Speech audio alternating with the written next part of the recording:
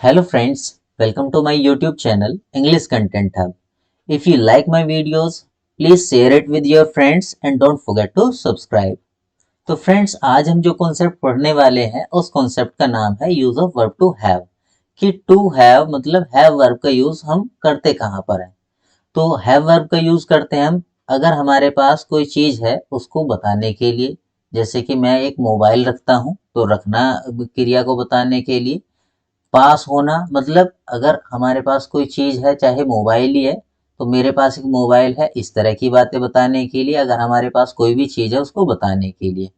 अगर किसी चीज के ऊपर मैं अपना मतलब कोई वस्तु है अगर उसके ऊपर मैं अपना अधिकार बताना चाहता हूं तो वहां पर भी हम हैव वर्ब का यूज करेंगे।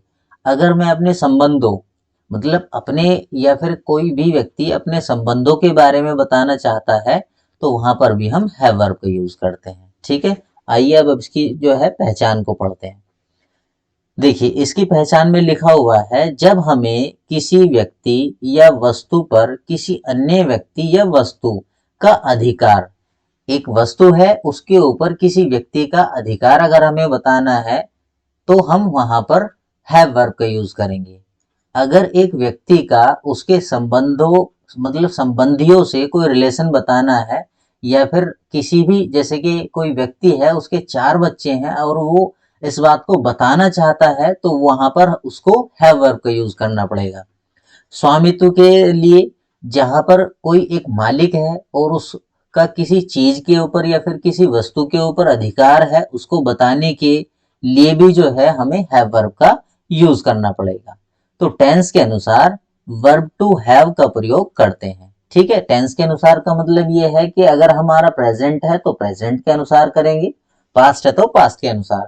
तो देखिए जैसे मैंने ऊपर बताया है उसके कुछ एग्जाम्पल लिए हैं।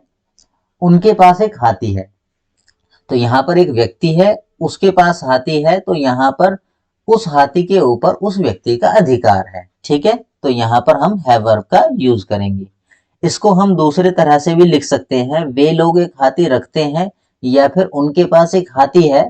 दोनों सेम सेंटेंस है, दोनों की इंग्लिश जो बनेगी वो एक ही होगी। ठीक, अब देखिए जो दूसरी बात मैंने बताई थी कि अगर हमें अपने संबंधों के बारे में बात करना है, ठीक, तो वहां पर भी हम हैव वर्ब का यूज करेंगे। जैसे कि रमेश के 3 पुत्र हैं, अगर हमें किसी के संबंधों के, जैसे ये रमेश है तो इसके 3 पुत्र हैं तो ये उनका क्या हुआ, आपस में एक संबंध है। ठीक है, तो संबंधों को बताने के लिए भी हमें हैव वर्ब का यूज करना होगा।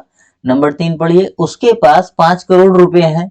ठीक है, जहां पर ये देखिए मैंने ऊपर क्या बताया था कि अगर हमें स्वामित्व दिखाना हो, ठीक है, स्वामित्व जैसे कि इसके पास कितने रुपए हैं, इसके पास है 5 करोड़ रुपए और इन 5 करोड़ का मालिक कौन है, जिसके पास में वो है।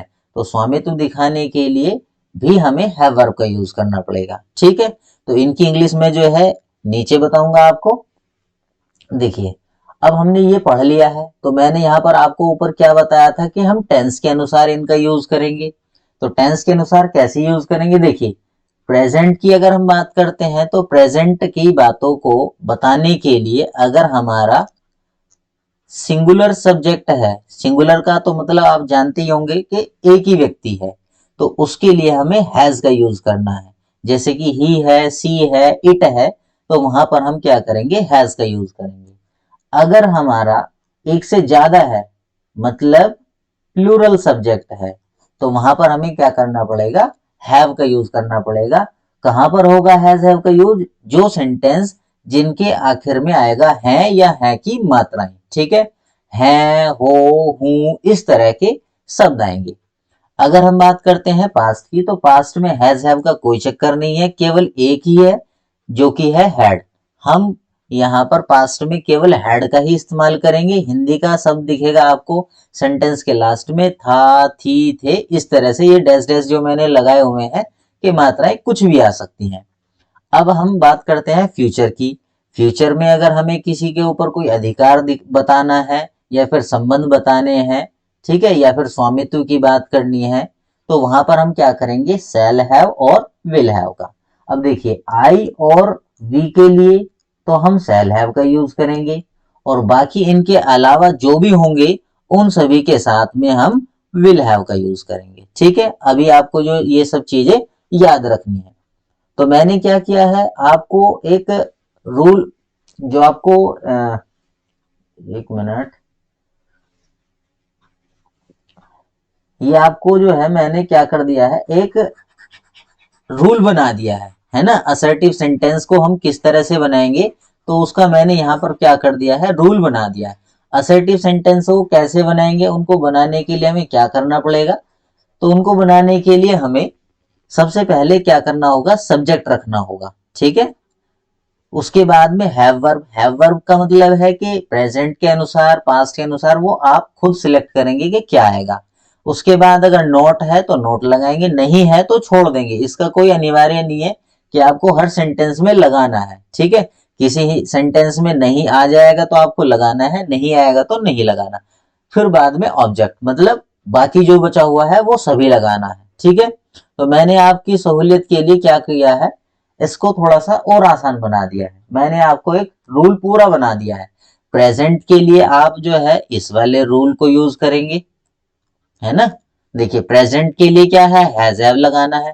पास्ट के लिए क्या करना है, हैड लगाना है। और फ्यूचर के लिए क्या करना है, विल सेल लगाना है।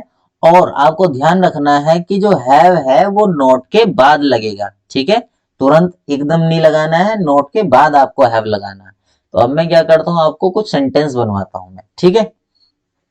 ऊपर का आप थोड़ा ध्यान रखेंगे।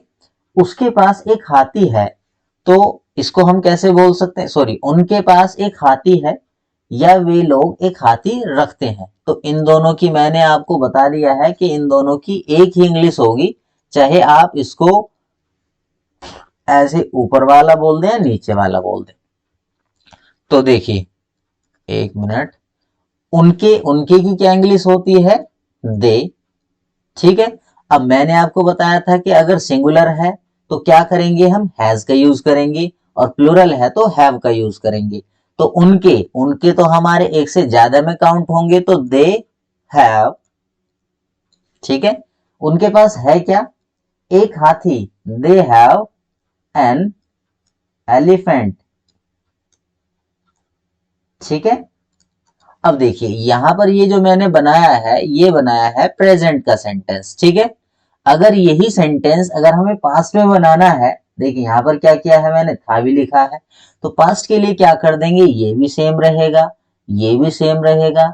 बस केवल यहां पर क्या आ जाएगा, हैड आ जाएगा, तो ये सेंटेंस हो जाएगा। इस ऊपर वाले का मीनिंग है उनके पास एक हाथी है, और इस दूसरा सेंटेंस जो है इसका क्या मीनिंग है कि उनके पास एक हाथी था। अगर हमें इसे फ्यूचर में बोलना है, देखिए होगा के सेंस में बोलना है, तो हम क्या करेंगे, यहां पर ये दे ऐसा कैसे ही आ जाएगा, ठीक है। ये ऊपर से नीचे तक दे है। यहां पर प्रेजेंट के लिए हैव है, पास्ट के लिए हैड है, फ्यूचर के लिए क्या होगा, विल। मैंने ऊपर बताया हुआ है, they will have an elephant, ठीक है। तो ये फ्यूचर का सेंटेंस हो जाएगा। तो आप एक चीज नोट कर रहे होंगे कि प्रेजेंट में हैव का यूज करा, पास्ट में हैड का, और फ्यूचर में विल हैव का। बाकी सब चीजें तो सेम ही है ना, ठीक है। तो यही हमारा आपका मतलब जो समझने वाली बात है कि अगर हम इनकी वर्ब को चेंज करते हैं, ठीक है ना, हैज हैव हैड करेंगे या विल हैव करेंगे, तो ये इनके टाइम को बदल देगा। प्रेजेंट के लिए हैज है, पास्ट के लिए हैड, और फ्यूचर के लिए विल हैव या फिर शैल हैव का इस्तेमाल करेंगे, ठीक है। तो अब हम क्या करते हैं, सेंटेंस नंबर 2 के बारे में बात करते हैं। इसको कैसे बने, रमेश के 3 पुत्र हैं, थे या होंगे। अब इसको हमें कैसे बनाना है, तो सबसे पहले क्या करेंगे, सब्जेक्ट आएगा रमेश, ठीक है। अब हम बात करते हैं प्रेजेंट के अकॉर्डिंग। अब ये बताइए कि रमेश है कैसा, एक सिंगल पर्सन है, तो सिंगल के लिए मैंने क्या बताया था कि हमें हैज का यूज करना है, रमेश हैज। उसके बाद क्या करना है, बाकी जो ऑब्जेक्ट है। तो अब बचा हुआ क्या है, 3 पुत्र, तो 3 को क्या बोलते हैं, 3, ठीक है। रमेश हैज 3, और वो है क्या, बेटे। तो बेटे को हम इंग्लिश में क्या बोलते हैं, सन्स। तो रमेश हैज 3 सन्स। अब देखिए ये तो हमारा प्रेजेंट का है, रमेश के 3 पुत्र हैं। अगर हमें ये बात ना बोलकर ये बोलना हो कि रमेश के 3 पुत्र थे, तो हम क्या करेंगे, यहां पर बिल्कुल सेम रहेगा, हैज को क्या कर देंगे, बस हैड कर देंगे, क्योंकि हम जानते हैं हैड पास्ट में यूज होगा। तो थ्री भी ऐसे ही रहेगा, सन्स भी ऐसे ही रहेगा। तो अब बस हैज को हैड करने पर ही हमारा सेंटेंस का मीनिंग पास्ट में चला जाएगा। तो इसका मीनिंग हो जाएगा, ऊपर वाले का मीनिंग है रमेश के 3 पुत्र हैं, और जो नीचे वाला सेंटेंस हो जाएगा इसका मतलब है रमेश के 3 पुत्र थे। अगर हम ये बोलना चाहें कि रमेश के 3 पुत्र होंगे, तो क्या होगा, रमेश एज इट इज रहेगा। फ्यूचर के लिए हम जानते हैं विल हैव का इस्तेमाल करते हैं। देखिए आई और वी है तो हम शैल हैव का इस्तेमाल करेंगे, यहाँ पर आई और वी तो है नहीं, तो इसलिए हमें क्या करना पड़ेगा, विल हैव का यूज करना पड़ेगा। थ्री भी ऐसी रहेगा और सन्स भी ऐसी रहेगा। तो जहां तक मेरी उम्मीद है कि आपको ये चीजें समझ में आ गई होगी या फिर समझ में आ रही होंगी, ठीक है, कि हम कैसे एक सेंटेंस को बदल सकते हैं। अब हमारा ये है तीसरा सेंटेंस, ठीक, उसके पास 5 करोड़ रुपए हैं, ठीक है, या फिर थे या फिर होंगे। तो उसकी इंग्लिश क्या होगी, ही है के अकॉर्डिंग बनाएंगे पहला सेंटेंस, ही हैज, ठीक है, कितने रुपए, 5 करोड़ रुपीज, ठीक है। तो ये हमारा इस सेंटेंस का क्या मीनिंग बना कि उसके पास 5 करोड़ रुपए हैं। अगर हम इसी को बोलना चाहें कि उसके पास 5 करोड़ रुपए थे, तो क्या करेंगे, ये ऐसा कैसे रहेगा, बस इसको क्या कर देंगे हम, हैज के बजाय हैड कर देंगे, बाकी सब सेम रहेगा, ये भी एज सेम रहेगा, ये भी सेम रहेगा, ये भी। और अगर हम इसको फ्यूचर में लिखना चाहें तो क्या करेंगे, ही, ये सेम रहेगा, हेड को क्या कर देंगे हम, विल हैव लिख देंगे, he will have 5 crore rupees, ठीक है। तो ये हो जाएगा। मुझे उम्मीद है कि आपको ये अभी तक जितना भी मैंने समझाया है ये समझ में आ चुका होगा, ठीक। अब हम बात करते हैं कि इंट्रोगेटिव सेंटेंस को किस तरह से बनाते।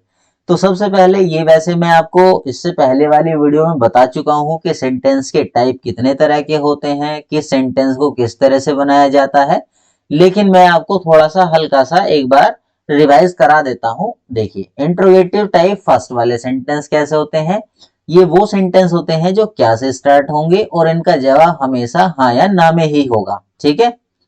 इनका हम जवाब हाँ या ना में दे सकते हैं। तो इसको मैंने हिंदी में पूरा लिखा हुआ भी है। वे वाक्य जो क्या से शुरू होते हैं, इन वाक्यों से सवाल करने पर इनका जवाब सदैव हाँ या ना में ही प्राप्त होता है। आप ये मैं जो सेंटेंस बनाऊंगा उसमें ये चीज ट्राई भी करके देख सकते हैं।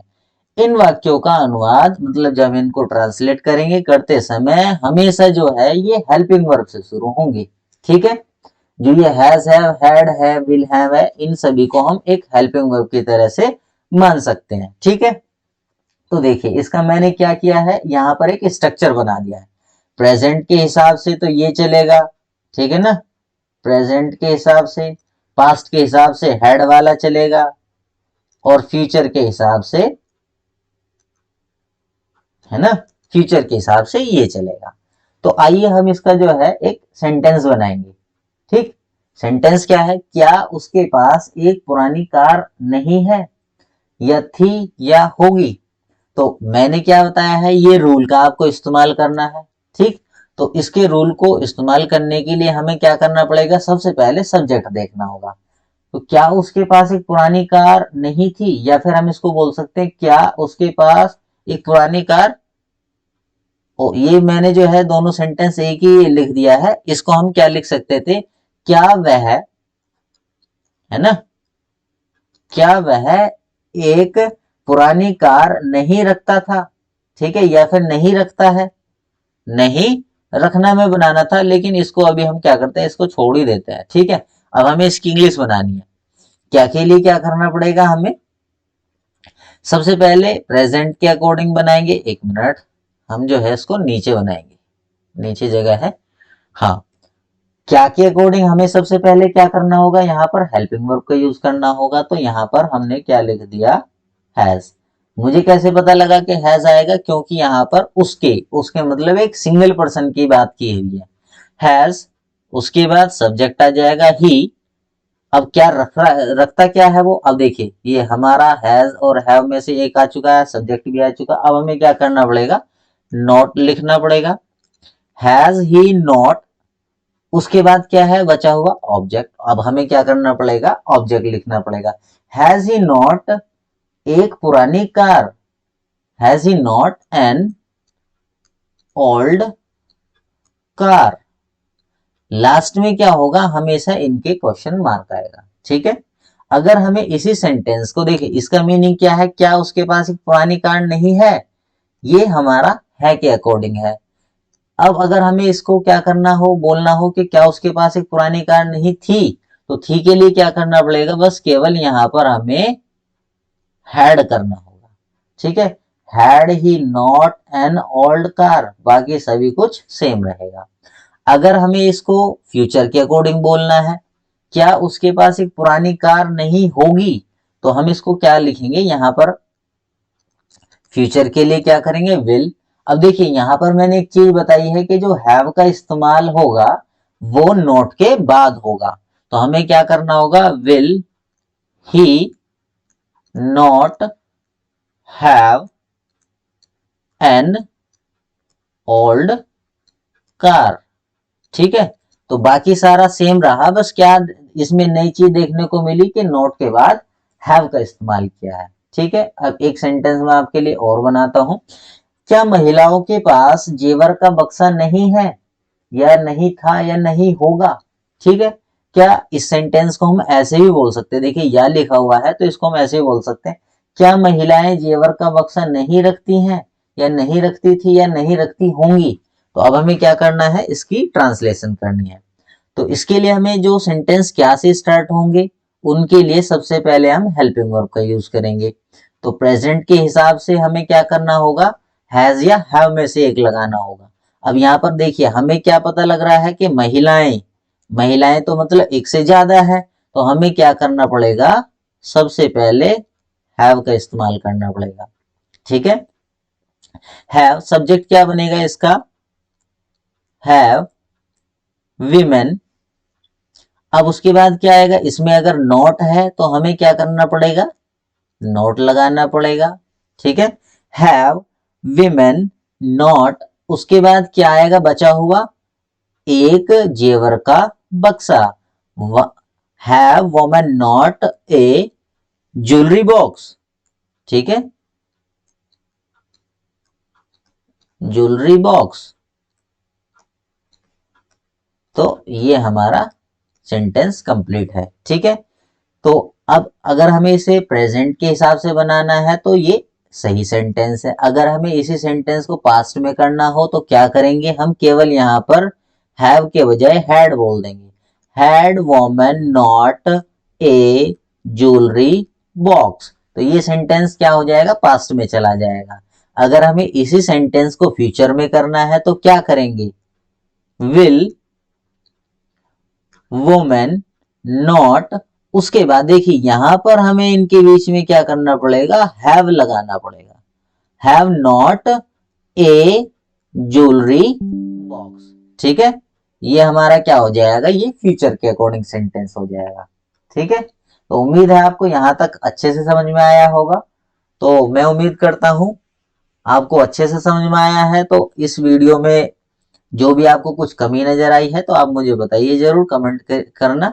और नेक्स्ट वीडियो में इसके इंट्रोगेटिव वाले सेंटेंस में कुछ बताऊंगा और उनकी प्रैक्टिस में आपको कराऊंगा। तब तक के लिए गुड नाइट, बाय बाय।